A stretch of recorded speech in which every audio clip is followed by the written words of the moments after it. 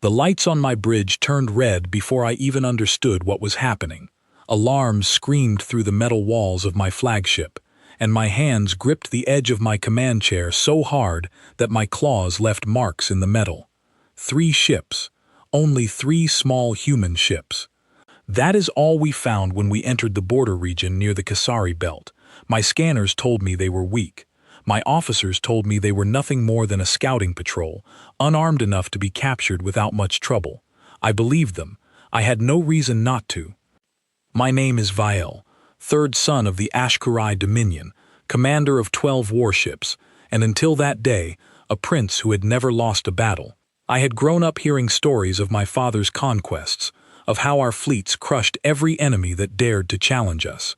I believed my bloodline was unstoppable. I believed my empire was the strongest power among the stars. That belief lasted exactly 4 minutes. We had detected the human ships drifting near a quiet asteroid field, moving slowly, almost carelessly, as though they had nowhere important to be. My sensor officer, a nervous young Ashkurai named Doran, reported that the vessels were small, barely larger than shuttles, with weak energy signatures. It looked like an easy target.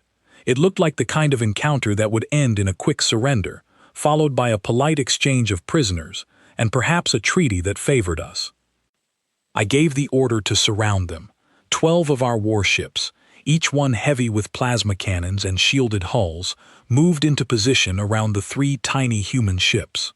I opened a channel, expecting fear, expecting confusion, expecting the humans to beg for mercy the moment they saw our numbers. Instead, a calm voice answered. A human male, sounding almost bored, said only a few words. He asked if we were lost. He asked if we needed directions back to our own territory. There was no fear in his voice. There was no urgency. It was as if he saw 12 warships and considered them a minor inconvenience rather than a threat. I remember laughing. I remember telling my crew that this human was either very brave or very foolish, and that we would soon find out which. I ordered a warning shot to be fired near the lead ship, just close enough to show our strength without causing real damage.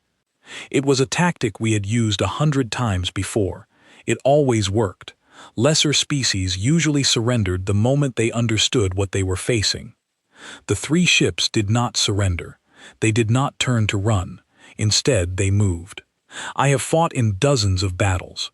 I have watched pilots panic, watched formations break apart in chaos, watched enemies scatter in every direction when faced with impossible odds. What I saw next was nothing like that. The 3 human ships shifted into a new formation so smoothly that it looked rehearsed, as if this exact situation had been practiced 1,000 times before. There was no panic, there was no wasted movement. Every action had a purpose. Then they opened fire. I do not know how to explain what happened next without sounding as though I am exaggerating for effect, but every word I say here is true. The weapons that came from those tiny ships did not match anything in our data files. Our shields, built to withstand direct hits from ships 3 times the size of these human scouts, buckled and cracked within seconds. My tactical officer shouted numbers at me that did not make sense. Shield strength dropping, power core overheating, secondary systems failing. I ordered my fleet to return fire, and we did, with everything we had. 12 ships firing everything into 3 tiny targets should have ended the fight before it began. Instead, the human ships moved in patterns that avoided most of our shots entirely, weaving between blasts with a precision that felt almost impossible for something so small. When our weapons did land a hit, their shields absorbed the impact and barely flickered. I remember gripping the arms of my chair, watching the display in front of me, unable to fully process what my eyes were showing me. This was supposed to be a simple exercise. This was supposed to be an easy demonstration of our strength to a young species we had only recently made contact with. Instead, within the first 2 minutes, I had already lost track of how many of our missiles had failed to connect. One of my cruisers, positioned to the far left of our formation, took a direct hit along its main hull. The explosion lit up the black space around us, and for a moment, I believed my crew across the fleet had frozen in shock. the same way I had. A ship built to survive years of combat had been crippled by a single shot from something a fraction of its size. I called out new orders, trying to regain control of the situation, trying to remind myself and my officers that we still had numbers on our side. 9 ships remained fully operational. Surely 9 ships against 3 could not fail. Surely this was simply bad luck, an unfortunate opening exchange that we could recover from with better coordination. I was wrong again. The human ships split apart, each one taking on different targets with a kind of independence that unsettled me more than their weapons did.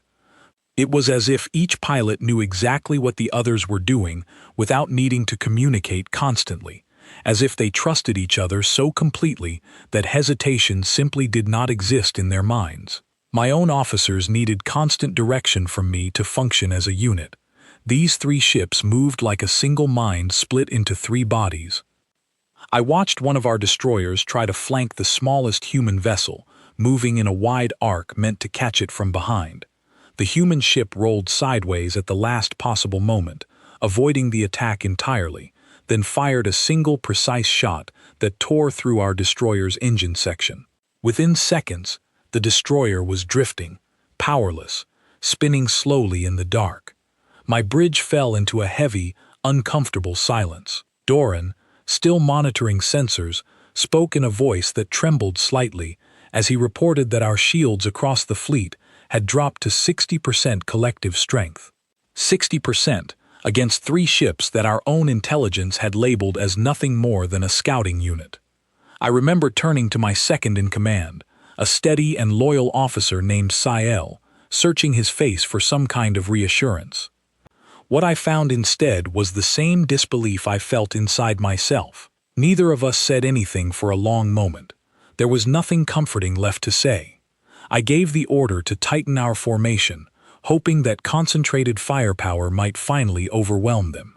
My gunnery officers fired in coordinated bursts, aiming to create a wall of destructive energy that no ship, no matter how skilled its pilot, could fully avoid. For the first time, one of the human ships took a glancing hit, and I allowed myself a brief flicker of hope. That hope did not last. The damaged human ship adjusted its shield frequency almost instantly, compensating for the hit in a way that suggested its systems were designed to adapt in real time. Its pilot did not slow down or retreat to safety. Instead, the ship pushed forward, moving directly toward one of our cruisers as if daring us to fire again. My crew hesitated, unsure whether this was a trick or simple recklessness. Before we could decide, the human ship released a burst of concentrated fire directly into our cruiser's weapons array, disabling its main cannons in a single strike. I stared at the display in front of me, watching the numbers shift in ways that felt impossible. We still had more ships. We still had more weapons. On paper, victory should have belonged to us without question, and yet here we were, losing ground against a force our own intelligence had dismissed as insignificant. Somewhere in the back of my mind, a question began to form that I did not want to ask out loud. If this was truly just a scouting unit, sent to patrol a quiet border region with no expectation of serious conflict, then what did the humans consider a real warship? What kind of vessels were they hiding behind their calm voices and their careless approach to combat? I pushed the thought aside, unwilling to accept it, and focused instead on the immediate crisis in front of me. My shields continued to weaken across the fleet. My weapons continued to miss their targets more often than they landed. My crew continued to follow my orders with growing uncertainty in their eyes, waiting for me to find a solution that I did not yet have. The human voice returned over our open channel, still calm, still unbothered, almost as if he were speaking to an old friend rather than an enemy in the middle of a fight. He asked if we wanted to continue, or if we would prefer to withdraw and save what remained of our ships. There was no mockery in his tone. There was no cruelty. It was simply a practical question, delivered with the same emotion someone might use to ask about the weather. I did not answer him. Instead, I turned to Sael and gave the order that felt heavier than any command I had given before. Pull back. Regroup at a safe distance. reassess the situation before continuing. As our remaining ships began to retreat, my mind kept circling back to the same unsettling realization. We had entered this encounter believing ourselves to be the stronger force, confident enough to expect an easy surrender from a species we barely understood. Within minutes, that confidence had been shattered, not by an overwhelming army, but by 3 ships that had approached us with nothing more than mild curiosity and quiet efficiency. My shields had dropped to 40% strength on my own flagship alone. 2 of my cruisers were disabled, drifting silently in the dark, their crews shaken but alive. My weapons had barely managed to leave a mark on our opponents, while their every strike seemed to land exactly where it needed to. As I watched the 3 small human ships hold their position rather than pursue us further, almost as if they were simply allowing us to leave rather than being unable to stop us, a cold and quiet fear settled into my chest. This was not the outcome I had imagined when we entered this region of space. This was not the story I had expected to bring back to my father's court. We had come expecting to demonstrate our strength to a young and unproven species. Instead, we had discovered, in the most humbling way possible, that everything we believed about our own power might have been built on nothing more than untested assumptions. I stared out at the retreating stars, my mind replaying every second of that battle, and I understood, with a certainty I could not ignore, that this encounter had changed something important. It had shown me a glimpse of strength I did not yet understand, wrapped in a calmness that felt far more dangerous than any display of anger or aggression could have been. And somewhere deep inside, a quiet voice reminded me that we had only faced 3 ships. We had only faced what the humans themselves considered a minor patrol. I did not yet know what waited beyond that thought, but I knew, without doubt, that I needed to find out before it was too late. The council chamber was silent when I returned to deliver my report, and that silence felt heavier than any storm of questions could have been.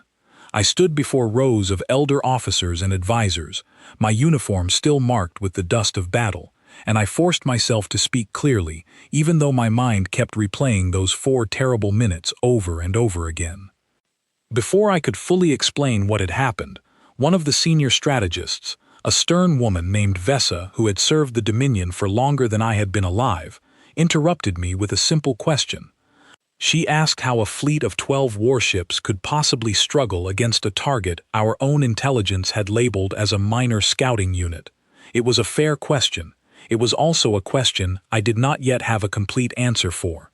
I asked for the original intelligence briefing to be brought forward, the same one my crew had reviewed before we ever entered that region of space. When the file appeared on the display behind me, I read through it again, searching for something I might have missed the first time.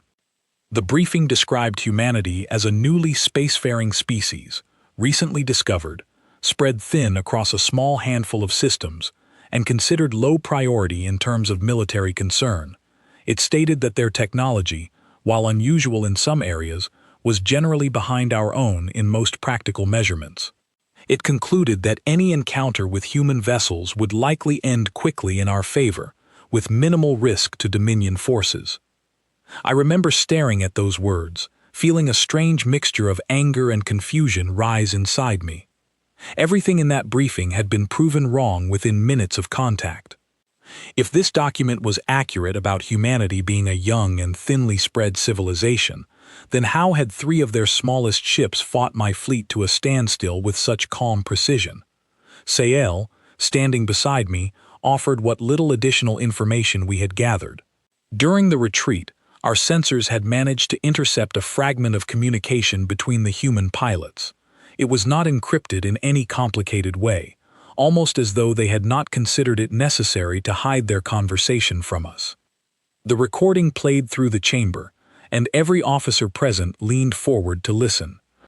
The voices on the recording were casual, almost light-hearted, discussing minor repairs needed on one of their ships, and joking about returning home in time for some kind of scheduled meal. There was no mention of fear. There was no discussion of retreating or calling for reinforcements. It was the kind of conversation one might expect after a routine training exercise, Not after a battle against 12 armed warships from an unfamiliar empire. Vesa asked me directly whether I believed the humans had underestimated us, or whether they had simply not considered us a serious threat at all. I did not answer immediately, because the truth of that question frightened me more than I wanted to admit.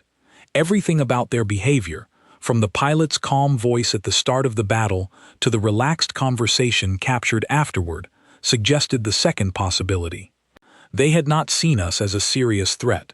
They had barely seen us as a threat at all.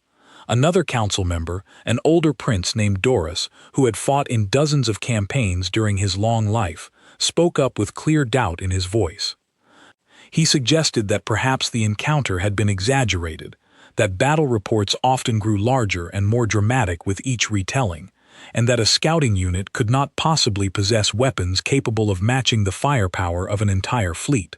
I understood his skepticism, because if someone had told me this story before I lived through it myself, I likely would have doubted them as well. I asked for the ship data recorders to be reviewed directly, without relying on memory or verbal reports. The technical officers spent several long minutes analyzing the information, cross-checking shield readings, weapon discharge patterns, and structural damage reports from each of our disabled vessels. When the results were displayed, the chamber grew even quieter than before. The data confirmed everything I had described. Our shields had failed to hold against weapons that, according to every scan we managed to collect, should not have existed on ships of that size. Our own weapons had struck their vessels multiple times, yet the resulting damage was minimal compared to what we expected from direct hits of that magnitude. Doris studied the numbers carefully, his expression shifting from doubt to something closer to concern. He asked the technical officers to confirm the size classification of the human vessels one more time, as if hoping there had been some kind of measurement error. There was no error. The ships truly were small, closer in size to shuttles than to any serious warship in our own fleet. I watched the room shift around me as officers who had entered the chamber with quiet confidence began exchanging uneasy glances. If a small human vessel, described by their own military as a basic scouting unit, could produce this level of performance, then the natural question followed almost immediately. What kind of vessel would humanity consider a proper warship? Vesa raised this exact question aloud, and no one in the chamber offered an answer, because no one had one to give. We had only ever encountered these 3 ships. We had no data on what larger human vessels might be capable of, no information about their main fleets, their weapons research, or their overall military strength beyond this single encounter. I requested permission to review the captured intelligence more closely, along with any additional records we had gathered about humanity since our first contact with their species years earlier. The Council granted this request, and I spent the following hours buried in reports, searching for anything that might explain what we had witnessed. What I found painted a picture that felt increasingly unsettling the deeper I looked. Early reports on humanity, gathered from limited long-range observation, described a species with a strong focus on rapid technological development. Their history, as far as we understood it, showed repeated patterns of quickly adapting to new challenges, developing new tools and methods at a pace that outstripped many species we had previously encountered during our expansion. One particular note in an older report caught my attention. It mentioned that human military doctrine appeared to treat conflict as something to be studied and improved upon constantly, almost like an engineering problem rather than a matter of pride or honor. Weapons systems seemed to be updated frequently, tactics adjusted based on previous encounters, and training focused heavily on adaptability rather than rigid tradition. I thought back to the battle itself, to the way the human ships had moved with such coordinated precision, to the way their shields had adjusted almost instantly after taking a hit. If this pattern held true across their entire military, then the ships we fought were likely not an exception, but a small example of standard practice throughout their forces. Sael, who had remained by my side throughout most of this review, voiced a thought that had been quietly forming in my own mind as well. If a basic scouting unit could fight with this level of skill and technology, then perhaps humanity did not rely on overwhelming numbers or the largest possible ships to demonstrate strength. Perhaps their strength was built into every level of their military, from the smallest patrol to whatever larger forces existed beyond our current knowledge. That thought settled uncomfortably in my chest as I returned to the council chamber to continue my report. I explained what we had found in the older records, and I watched as expressions around the room shifted from doubt to genuine concern. Even Doris, who had questioned my account so firmly earlier, now sat quietly, his earlier confidence replaced by careful thought. Vesa asked whether we had any indication of how many additional human vessels might be operating near our border regions, or whether this encounter had been an isolated event. I admitted that we did not know. Our contact with humanity had been limited so far, mostly consisting of distant observation and a handful of brief diplomatic exchanges that had not progressed very far in either direction. It was during this discussion that a young communications officer entered the chamber, requesting urgent permission to speak.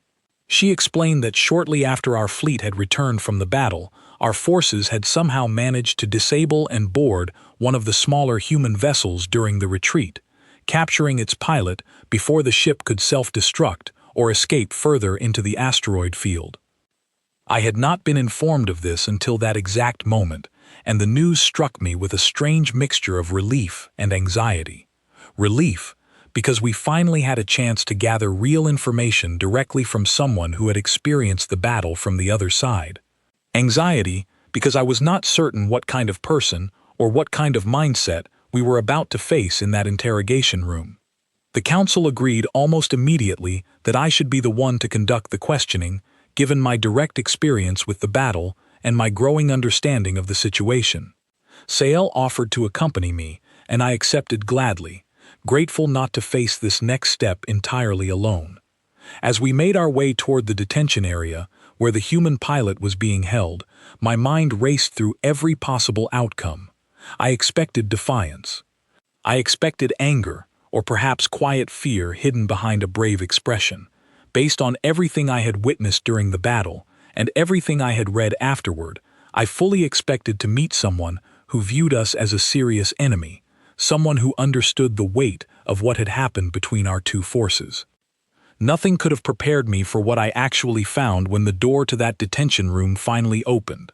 The human sat calmly in the center of the detention room, secured to a simple metal chair, surrounded by 4 armed guards who watched him with obvious caution. I had expected tension in his posture, or perhaps a hardened expression meant to hide fear. Instead, he looked almost relaxed, glancing around the room with mild curiosity, as if he were waiting for a routine appointment rather than sitting as a captured prisoner inside enemy territory. He introduced himself before I even had the chance to ask his name. He said he was called Daniel, a pilot assigned to border patrol duties, and he offered this information freely, without hesitation, almost as if there was no reason to consider it sensitive. I studied his face carefully, searching for any hint of the fear I expected to find, but there was none. His eyes were steady, his posture calm, and his tone remained polite throughout our entire conversation. I sat across from him, with Sael standing quietly near the door, and I began the interrogation the way I had been trained, starting with basic questions meant to establish trust before moving toward more important information. I asked him about his ship, about his mission, about why 3 vessels had been sent alone into a region so close to Dominion territory. Daniel answered without any obvious reluctance. He explained that his unit had been assigned to a standard patrol route, monitoring activity along the border for unusual movement or potential threats. He said this kind of assignment was common, rotated regularly among various crews, and generally considered one of the less demanding roles within their military structure. He described it almost casually, the way someone might describe a simple job they performed out of routine rather than passion. I asked him directly whether he understood the significance of what had happened during our battle, whether he realized that his small patrol unit had managed to disable 2 Dominion cruisers and force an entire fleet of 12 warships into retreat. He paused for a moment at this question, not out of fear, but as though genuinely considering how to answer honestly. He told me that yes, he understood the outcome of the battle, but he did not seem to view it as anything particularly remarkable. He explained that his ship, along with the other two in his patrol group, used standard equipment issued to most scouting units within their fleet. He mentioned, almost as an afterthought, that these vessels were not considered advanced by human standards, and that far more capable ships existed within their military that rarely saw action along quiet border regions like this one. I felt a cold weight settle into my chest as I listened to him speak. Everything about his tone suggested complete honesty, without any attempt to exaggerate or intimidate me through his words. He was not trying to frighten me with claims of hidden strength. He was simply answering my questions as truthfully as he could, and that honesty felt far more unsettling than any threat could have been. Sael stepped forward at this point, asking Daniel directly why humanity had not attempted to contact the Dominion before this encounter, given that our two civilizations shared a border region for some time already. Daniel explained that diplomatic contact had been established previously, though limited, and that most human leadership viewed the Dominion as a distant, cautious neighbor rather than an immediate concern. He said that border patrols like his were meant to monitor activity, not seek out conflict, and that the encounter with our fleet had come as something of a surprise to his own crew as well. I asked him what would have happened if his patrol had been destroyed entirely during the battle, rather than managing to hold their position against our forces. Daniel considered this question carefully before answering. He explained that losing a scouting patrol would likely trigger a review of the encounter by human military leadership, followed by an increase in defensive presence along the affected border region. He said this calmly, without any hint of anger or desire for revenge, describing it more as a procedural response than an emotional one. This response struck me deeply because it revealed something important about how humanity approached conflict.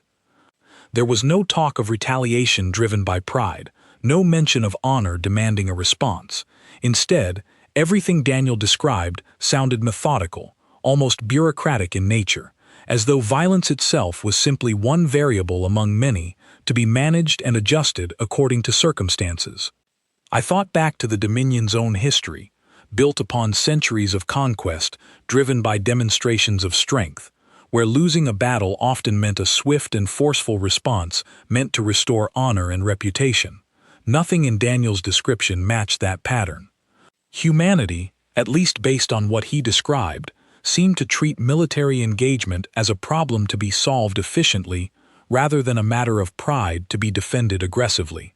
I asked him about the weapons used during the battle, curious whether he would share any details about their technology. To my surprise, he answered with a surprising amount of openness, though he admitted there were certain technical specifics he was not permitted to disclose. He explained that human weapons research focused heavily on adaptability, with systems designed to update and improve based on data gathered from previous encounters. He mentioned that the shields on his ship had likely adjusted automatically during the battle in response to the specific type of weapons we used against them, allowing for better resistance with each subsequent hit. This explanation matched exactly what I had witnessed firsthand, the way their shields seemed to strengthen against our attacks as the battle progressed. Hearing him confirm this so plainly, without any attempt to hide or downplay the capability, left me with a growing sense of unease that I struggled to fully process. Sael asked another question that had clearly been weighing on his mind since the battle ended. He asked whether humanity considered a scouting unit like Daniel's to be among their weaker forces, and if so, what kind of ships or capabilities existed among their stronger units. Daniel hesitated slightly at this question, the first real pause he had shown throughout our entire conversation. He explained that he was not authorized to share detailed information about human fleet capabilities beyond his own assignment, but he did offer a small piece of insight that felt heavier than anything else he had said so far. He mentioned that scouting patrols like his were generally staffed by newer pilots still gaining experience, using standard equipment issued broadly throughout their forces, and that more specialized units existed for situations requiring greater firepower or strategic complexity. I sat back in my chair, processing this information slowly. If what Daniel described was accurate, then the ships we fought represented some of the least experienced pilots and least advanced equipment within humanity's broader military structure. The implications of this were difficult to fully accept, yet everything about his calm and consistent tone throughout our conversation suggested he was telling the truth as he understood it. I asked him one final question before ending the interrogation, curious about something that had bothered me since the very beginning of the battle. I asked why he and his fellow pilots had not appeared frightened when facing 12 warships alone, given the clear disadvantage in numbers. Daniel considered this question for a long moment before answering. He explained that his training emphasized trust in equipment and coordination with fellow pilots above raw numerical comparisons. He said that fear tended to interfere with clear decision-making during combat situations, and that human military training focused heavily on remaining calm and adaptable regardless of the odds presented. He added, almost thoughtfully, that his own confidence came not from believing he was unbeatable, but from trusting that his ship and his training had prepared him well enough to handle most situations he might encounter. There was something deeply humbling in his answer, a kind of practical confidence built on preparation rather than arrogance. It reminded me sharply of how differently the Dominion approached conflict, relying heavily on the assumption of strength through numbers and history, rather than continuous adaptation and honest self-assessment. Before we concluded the conversation, Daniel asked a question of his own, the first time he had done so throughout the entire interrogation. He asked, with what seemed like genuine curiosity rather than defiance, why the Dominion had chosen to approach his patrol with an intent to capture or subdue rather than attempting peaceful contact first. He explained that from his perspective, his unit had simply been performing a routine patrol, and the sudden appearance of 12 warships surrounding them had come across as a significant and unexpected escalation. I found myself struggling to answer this question honestly, because the truth felt uncomfortable to admit out loud. I explained that Dominion protocol typically involved demonstrating strength early in encounters with newer species, believing this approach minimized future conflict by establishing clear power dynamics from the very beginning. Daniel listened carefully to my explanation, nodding slowly, though his expression remained difficult to fully read. He responded simply, saying that from what he understood of human military philosophy, demonstrations of unnecessary force often created more long-term conflict than they prevented, particularly when directed at unfamiliar species without a complete understanding of their actual intentions or capabilities. He said this without any accusation in his tone, more as a simple observation based on his own training and experience. I sat with that thought for a long moment, feeling the weight of it settle over everything I had witnessed since the battle began. Our approach, built upon centuries of successful expansion through demonstrations of strength, had failed spectacularly against a species that did not respond to displays of power the way we expected. Instead of fear or submission, we had encountered calm resistance backed by capability we had completely underestimated. As the interrogation came to a close, I ordered Daniel to be treated well during his time in custody, ensuring he received proper care and respect, despite his position as a prisoner. Something about his honesty throughout our conversation left me unwilling to treat him as a mere enemy to be broken down through harsh treatment. He thanked me for this decision, again with that same calm politeness that had defined his behavior since the moment I first met him. Sael and I left the detention room together, walking in silence through the quiet corridors leading back toward the council chamber. Neither of us spoke for several minutes, each lost in our own thoughts about everything we had just learned. Finally, Sael broke the silence, voicing the same fear that had been growing steadily within my own mind throughout the entire conversation. He asked what kind of empire we were truly facing, if their weakest, least experienced forces could fight with this level of calm competence and technological capability. He asked what might happen if the Dominion ever encountered their stronger military units, the ones Daniel had mentioned only briefly before catching himself. I did not have a confident answer to offer him. All I had was a growing sense that everything the Dominion believed about its own strength, about its place among the stars, was about to be tested in ways we were not yet fully prepared to understand. As we walked back toward the council chamber to deliver this new information, I found myself hoping, quietly and desperately, that we would never have to discover the true extent of human military capability through direct conflict. That hope, unfortunately, would not last much longer than the calm silence of that corridor. When Sael and I returned to the council chamber, the atmosphere had shifted dramatically from what it had been earlier that day. Word of the interrogation had already spread quietly among the senior officers, and I could see the tension written clearly across every face, waiting for us as we entered the room. I delivered my full report on the conversation with Daniel, sharing every detail I had gathered about human military structure, their approach to conflict, and the unsettling calmness that had defined his behavior throughout the entire exchange. I explained how he had described his patrol unit as one of their least experienced groups, using standard equipment that represented only a small fraction of humanity's broader military capability. The chamber remained silent for a long moment after I finished speaking. Vesa was the first to respond, her expression carefully controlled, though I could see genuine concern hidden beneath her composed exterior.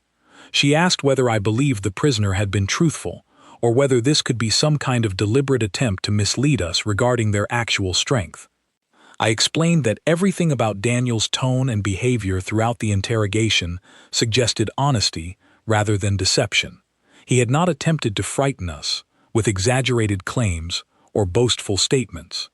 Instead, he had answered our questions calmly and directly, often with a kind of matter-of-fact simplicity that felt far more convincing than any dramatic display of confidence could have been. Doris, who had questioned my original account so firmly during our first meeting, now sat quietly with his hands folded in front of him, his earlier skepticism completely gone. He admitted, somewhat reluctantly, that the pattern emerging from this encounter matched concerning signs he had noticed in older intelligence reports about humanity, signs that had previously been dismissed as unreliable or exaggerated by overly cautious analysts. As the council debated how best to respond to this new information, a communications officer entered the chamber urgently, requesting immediate attention. She explained that additional reports had just arrived from other Dominion outposts along different sections of our border, describing similar encounters with small human patrol units over the past several months. In each case, Dominion forces had significantly underestimated the capabilities of these seemingly minor human vessels, resulting in unexpected losses or forced retreats. This revelation sent a wave of quiet alarm through the chamber. If these encounters had been happening across multiple regions rather than being an isolated incident involving my own fleet, then the pattern suggested something far more concerning than a single unlucky battle. It suggested that humanity's smallest forces consistently outperformed Dominion expectations, regardless of location or specific circumstances involved. Vesa called for these additional reports to be reviewed immediately, comparing details across each incident to identify any common patterns that might help us better understand what we were truly facing. Over the following hours, officers worked quickly to gather and organize this scattered information, piecing together a clearer picture of humanity's military behavior along our shared border regions. The results of this review left the entire council increasingly uneasy. In every documented encounter, human patrol units had displayed the same calm efficiency I had witnessed firsthand, using coordinated tactics and adaptive technology that consistently exceeded what Dominion forces expected based on ship size and apparent strength. In nearly every case, human vessels had avoided unnecessary escalation, choosing to disable or repel Dominion forces rather than pursuing complete destruction, even when they clearly held the advantage during these encounters. I found this particular detail deeply significant, and I raised it directly during the council discussion. If humanity possessed the capability to inflict far greater damage during these encounters, yet consistently chose restraint instead, then their behavior suggested something beyond simple military strategy. It suggested a deliberate philosophy regarding the use of force, one that valued control and precision over unnecessary destruction. Doris agreed with this assessment, adding his own perspective based on decades of military experience. He explained that, in his long career, he had rarely encountered an opponent capable of such consistent restraint while maintaining clear technological and tactical superiority. He suggested that this restraint, rather than being a sign of weakness, might actually represent a far more advanced and confident approach to conflict than the Dominion's own traditional methods. As the discussion continued, a new communication arrived, this time directly from human diplomatic channels rather than through intercepted military reports. The message was addressed formally to the Dominion Council, and its tone struck everyone in the room as deeply unexpected given everything we had just learned. The communication described our battle as an unfortunate misunderstanding, expressing hope that both sides could move forward through proper diplomatic channels, rather than allowing the incident to escalate into a larger conflict. It requested a formal meeting to discuss border protocols and future communication methods aimed at preventing similar encounters from occurring again. There was no mention of demands for compensation, no threats regarding consequences, and no indication that humanity viewed this battle as anything more than a minor procedural issue requiring resolution. I read through the message twice, searching for hidden meaning or subtle threats disguised within polite diplomatic language, yet found nothing beyond genuine sincerity. Vesa voiced the thought that had been forming quietly in my own mind as I processed the communication. She observed that humanity did not appear to view this encounter as a significant threat to their overall security, despite the fact that our fleet had approached them with clear hostile intent and superior numbers. This realization settled over the chamber with heavy weight. We had entered this encounter as an empire that had built its reputation through centuries of demonstrated strength, expecting fear and submission from a species we considered inexperienced and vulnerable. Instead, we had discovered a civilization that responded to our aggression with calm competence, followed by diplomatic outreach that treated the entire situation as a minor issue to be resolved through simple conversation rather than fear or retaliation. Dora spoke quietly into the silence that followed, voicing a concern that seemed to summarize the fear now shared by everyone present in that chamber. He wondered aloud whether humanity's calm response stemmed from genuine goodwill, or whether it reflected a confidence so complete that our entire fleet, and perhaps even our entire military reputation, simply did not register as a serious threat worth reacting to with anything beyond polite procedural correction.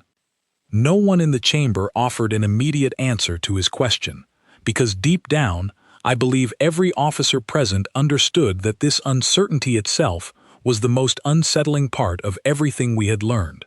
We had encountered a civilization capable of remarkable strength, yet one that chose diplomacy and restraint over aggression, not out of weakness, but seemingly out of genuine preference and confidence in their own position. Vesa eventually broke the silence, suggesting that the Council formally accept humanity's request for diplomatic discussion, given everything we now understood about the risks involved in continued military confrontation. She argued that pursuing further conflict without a clearer understanding of humanity's true capabilities would be reckless, particularly given how badly our own intelligence had failed to predict the outcome of even this single, limited encounter. I found myself agreeing completely with her assessment, though a part of me still struggled with the wounded pride that came from admitting such a significant miscalculation. Growing up within the Dominion, I had been taught that strength meant projecting confidence and resolving conflicts through decisive action. Yet everything I had witnessed over the past day suggested that true strength might look very different from what I had always believed, expressed instead through careful restraint and quiet confidence rather than loud displays of power. As the Council moved toward formally accepting the human request for diplomatic contact, I volunteered to serve as part of the delegation responsible for these upcoming discussions. Given my direct experience with the battle and my extended conversation with Daniel, I felt a strong sense of responsibility to help guide the Dominion through whatever challenges lay ahead in establishing a more accurate understanding of humanity. Dora supported this decision, noting that my first-hand experience would likely prove valuable during these early diplomatic exchanges, even if the assignment carried a certain uncomfortable symbolism given the circumstances of my recent defeat. I accepted this role fully, understanding that whatever embarrassment I carried from the battle itself would need to be set aside in favor of ensuring the Dominion approached this new relationship with appropriate caution and respect. As the council session finally came to a close, I remained behind in the quiet chamber for a while longer, reflecting on everything that had unfolded since those first chaotic minutes of battle near the Kasari Belt. I thought about Daniel's calm demeanor throughout our interrogation, about the diplomatic message that treated our aggressive encounter as a simple misunderstanding, and about the growing realization that humanity's true strength remained largely unknown to us, despite everything we had already witnessed. I understood, with complete clarity, that the Dominion stood at an important turning point. We could continue clinging to old assumptions about strength and dominance, risking further conflict with a species whose true capabilities remained far beyond our current understanding, or we could adapt, approaching this new relationship with the same careful thoughtfulness humanity itself seemed to value so highly. As I finally left the council chamber that evening, walking alone through quiet corridors lit softly by the ship's evening lighting cycle, I found myself hoping deeply that the Dominion would choose wisdom over pride in the difficult days ahead. Whatever awaited us in future encounters with humanity, I understood clearly now that we could no longer afford to underestimate them, regardless of how small or unassuming their forces might initially appear. The battle at the Kasari Belt had ended in retreat, but the deeper conflict, the one taking place within our own understanding of strength and power, was only just beginning. 3 weeks passed before the formal diplomatic meeting between our two civilizations finally took place, and I spent much of that time preparing myself for whatever might come next. I studied every available record on human culture, history, and communication style, determined not to repeat the mistakes that had led to our disastrous encounter near the Kasari Belt. I read reports on their agriculture, their art, their scientific achievements, searching for any insight that might help me understand this species more completely. What struck me most during this period of study was how ordinary many aspects of human life appeared when separated from the battle that had brought our peoples into direct contact. They built homes, raised families, created music and stories, and pursued countless peaceful interests that had nothing to do with warfare or conquest. Yet woven throughout all of this ordinary existence was a quiet thread of remarkable resilience and adaptability that had clearly shaped their approach to conflict as well. When the day of the meeting finally arrived, I traveled aboard a small diplomatic vessel alongside Vesa and 2 other senior representatives selected by the Council. We had chosen to meet at a neutral location, a quiet space station positioned along the border region between our territories, designed specifically for this kind of careful first exchange between 2 uncertain powers. As our ship approached the station, I found myself unexpectedly nervous, a feeling I rarely experienced given my upbringing within a culture that valued confidence above almost everything else. Sael, who had accompanied me on this journey as well, noticed my quiet tension and offered a small reassurance, reminding me that honesty and respect would likely serve us better here than any attempt to project false confidence. We docked without incident, and as the doors of our vessel opened, I found myself standing face to face with a small human delegation waiting to greet us. Among them, to my genuine surprise, stood Daniel, the same pilot I had interrogated weeks earlier following our battle. He wore a simple uniform, different from what he had worn during our first encounter, and he greeted me with a warm smile that carried no trace of resentment for his time spent as our prisoner. He explained, as introductions were made, that he had specifically requested to be part of this diplomatic exchange, given his direct experience with our forces and his belief that establishing personal familiarity might help ease tension between our 2 peoples. I found this decision remarkably generous, considering everything he had experienced during his capture, and I told him so honestly as we exchanged greetings. Daniel simply shrugged, explaining that he held no anger toward me or the Dominion for what had happened. He said that misunderstandings between unfamiliar civilizations were common throughout human history, and that the important thing now was ensuring both sides moved forward with better understanding rather than dwelling on past mistakes. His calm forgiveness struck me deeply, especially given how differently such a situation might have unfolded within Dominion culture, where pride and honor often demanded a much harsher response to perceived aggression. As formal discussions began within the station's meeting chamber, I watched carefully as human and Dominion representatives worked through a long list of important topics, ranging from border protocols to future communication methods designed to prevent similar misunderstandings from occurring again. Throughout these discussions, human representatives remained patient and measured, offering thoughtful compromises rather than rigid demands, even in situations where they clearly held significant leverage given their demonstrated military capability.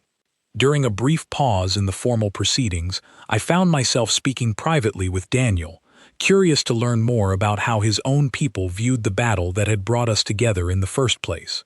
He explained that within human military culture, encounters like ours were carefully studied afterward, not to assign blame or seek revenge, but to identify lessons that might improve future training and technology. He described this process almost like solving a puzzle, each encounter offering new pieces of information that helped refine their overall approach to defense and diplomacy alike. This philosophy fascinated me deeply, contrasting sharply with Dominion traditions that often treated military engagements as matters of honor, requiring decisive resolution rather than opportunities for careful study and improvement.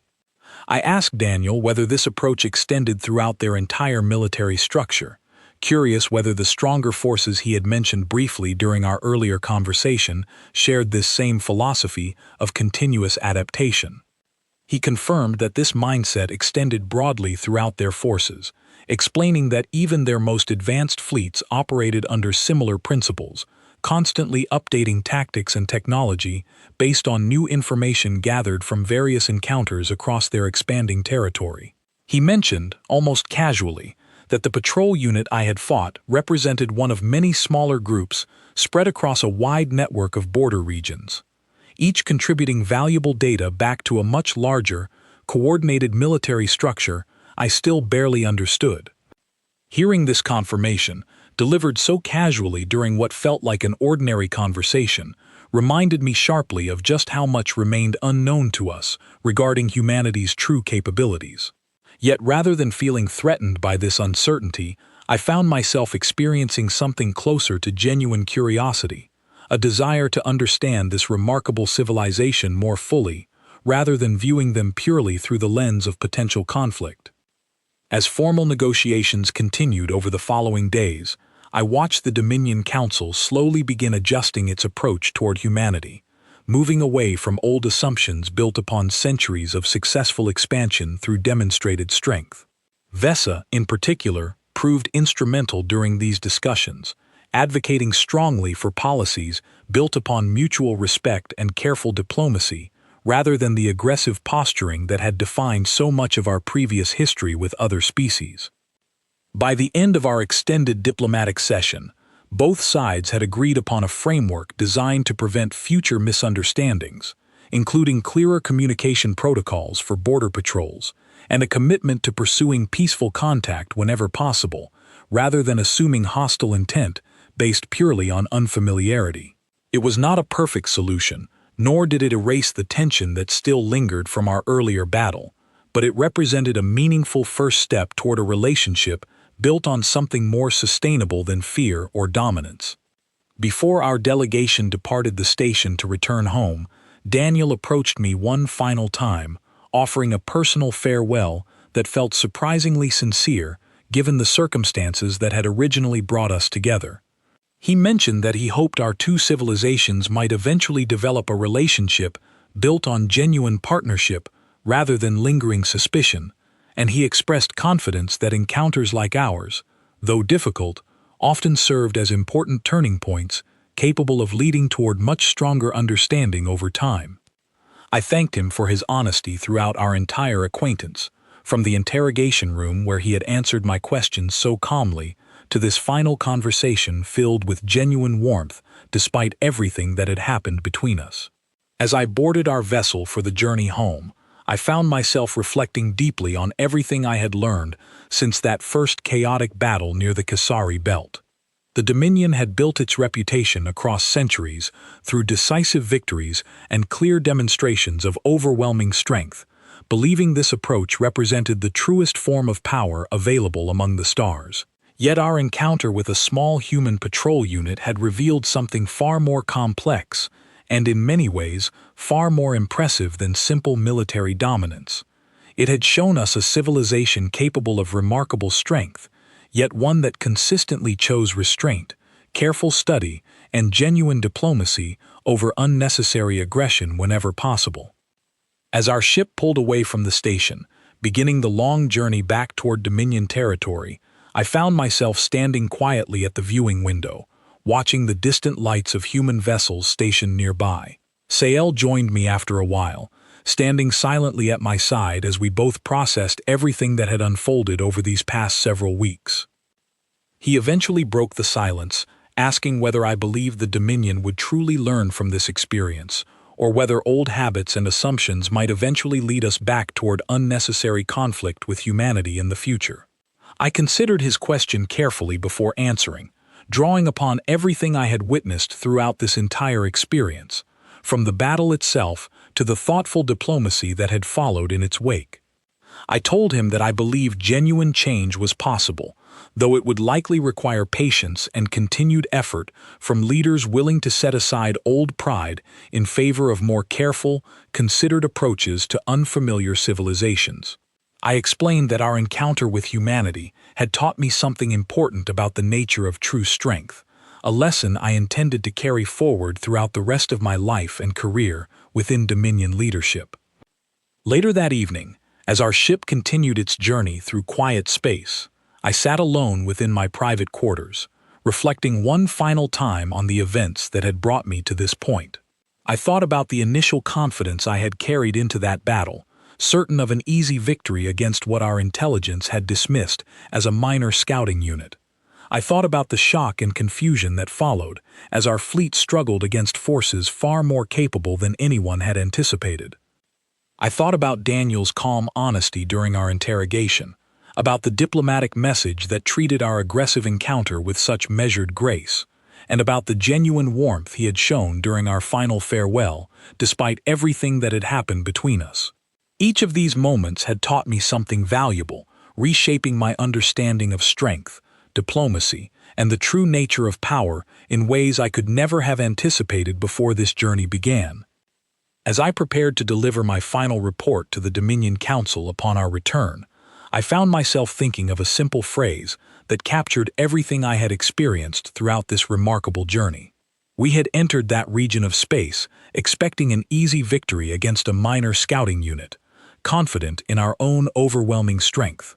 Instead, we had discovered a civilization whose true depth and capability remained largely unknown to us, hidden behind a calm and unassuming exterior that hid remarkable strength beneath layers of quiet confidence and genuine restraint. I understood now, with complete clarity, that this encounter represented only the very beginning of a much longer relationship between our two civilizations, one that would require careful navigation and continued humility as we worked to build genuine understanding moving forward. Whatever challenges lay ahead, I felt a quiet determination to ensure the Dominion approached this relationship wisely, learning from the painful lessons of our first encounter, rather than allowing pride to guide us back toward unnecessary conflict. As our ship finally approached Dominion territory once again, carrying with it the weight of everything we had learned, I found myself offering a quiet, private thought to myself, one that I would later share carefully with the Council during my final report. We had only fought a human scout unit, a small patrol considered minor and inexperienced by their own military standards. Yet that single encounter had shaken the very foundation of everything the Dominion believed about strength and power among the stars. I hoped, quietly and sincerely, that we would never need to discover firsthand what awaited us, should we ever face humanity's true military strength in genuine conflict. For now, I remained grateful that wisdom, rather than pride, had guided us toward diplomacy instead, offering our two remarkable civilizations a chance to build something far more valuable than victory achieved through unnecessary conflict.